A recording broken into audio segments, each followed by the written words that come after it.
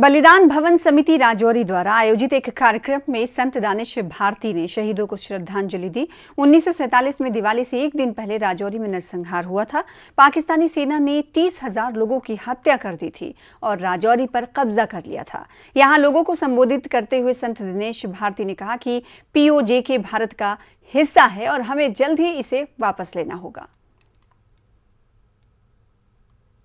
समारोह जो है वो आयोजित किया गया था उन बलिदानियों की याद में जिन्होंने 47 में यहाँ बलिदान दिया था। वो दीपावली का दिन था और उस जब लोग पूरे हिंदुस्तान में दीपावली सेलिब्रेट कर रहे थे तो हमारे लोग जो हैं यहाँ वो खून की होली खेल रहे थे। वो पाकिस्तान से जो कुछ पाकिस्तान के जो फौजी थे या वो उनके जो दूसरे लोग थे वो यहाँ पर आए और आके हमारे लोगों को गाजर मूली की तरह काटा, क्योंकि यहाँ पर तकरीबन 10 से 20 हज़ार लोग जो हैं उस वक्त जो हैं वो शहीद हो गए। तो उन्हीं शहीदों को श्रद्धांजलि देने के लिए आज ये भारी संख्या में लोग जो हैं वो यहाँ एकत्रित हुए।